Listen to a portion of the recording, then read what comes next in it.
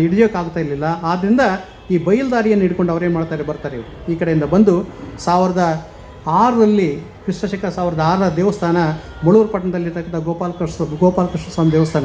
ನೆನ್ಪಿಟ್ಕೊಳ್ಳಿ, ಯಾರಾದರೂ ಚನ್ನಪಟ್ಟಣದವ್ರು ಇದ್ದರೆ ನಿಮ್ಮೂರ ಬಗ್ಗೆ 1006ರಲ್ಲಿ ಕಟ್ಟಿದಂಥ ರಾಜರಾಜ ಚೋಳನ ಕಾಲದಲ್ಲಿ ಕಟ್ಟಿದಂಥ ದೇವಸ್ಥಾನ 1006ರದ್ದು ಮುಳೂರು ಪಟ್ಟಣದಲ್ಲಿರ್ತಕ್ಕಂಥ ಅರಕೇಶ್ವರ ದೇವಸ್ಥಾನದ ಹಿಂಭಾಗದಲ್ಲಿರ್ತಕ್ಕಂಥ ದೇವಸ್ಥಾನ ಈ ಗೋಪಾಲಕೃಷ್ಣ ಸ್ವಾಮಿ ದೇವಸ್ಥಾನ. ಇವತ್ತು ಪಾಳು ಬಿದ್ದಿದೆ, ಅದು ಬೇರೆ ಮಾತದು.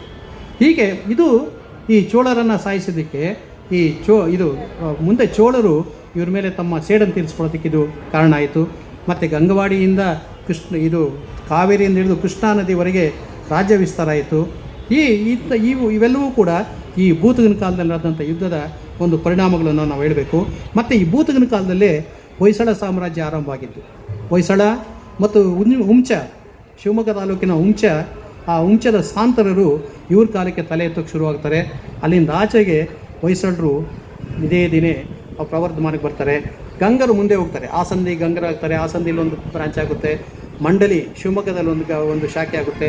ಆದರೆ ಮುಂದೆ ಯಾವುದು ನಿಲ್ಲೋದಿಲ್ಲ, ಅಲ್ಲಿಗೆ ಗಂಗರ ಒಂದು ಅವಸಾನ ಅಲ್ಲಾಗುತ್ತೆ. ಹೀಗಾಗಿ ಭೂತಕ ಎಂಬತಕ್ಕಂಥವನು ಏನಿದ್ದಾನೆ, ಅವನು ವಿಶೇಷವಾಗಿ ಅನೇಕ ಅಗ್ರಹಾರಗಳನ್ನು ಅವನು ಕಟ್ಟಿಸ್ತಾನೆ.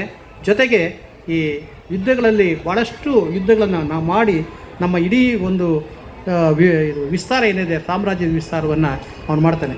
ನಿಮಗೆ ನೆನಪಿಟ್ಕೊಂಡಿರಿ, ಸುಮಾರು 30 ವರ್ಷಗಳ ಕಾಲ ಇಡೀ ಚೋಳ ಸಾಮ್ರಾಜ್ಯ ರಾಷ್ಟ್ರಕೂಟರ ಕಾಲದಲ್ಲಿ ರಾಷ್ಟ್ರಕೂಟರ ಕೈಯಲ್ಲಿರುತ್ತೆ.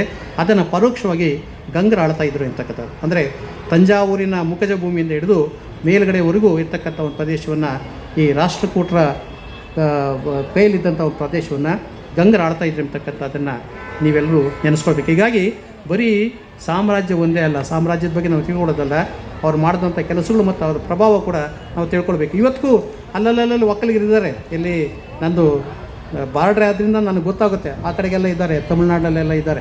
ಅವರಿಗೆಲ್ಲ ಆ ಕನ್ನಡ ನಮ್ಗೆ ಅರ್ಥವಾಗೋದಿಲ್ಲ ಇವತ್ತು, ಏಕೆಂದರೆ ಅಷ್ಟು ಕರಪ್ಟ್ ಆಗಿಬಿಟ್ಟಿದ್ದಾರೆ ಅವರ ಜನರ ಮಧ್ಯೆ ಸೇರಿಕೊಂಡು.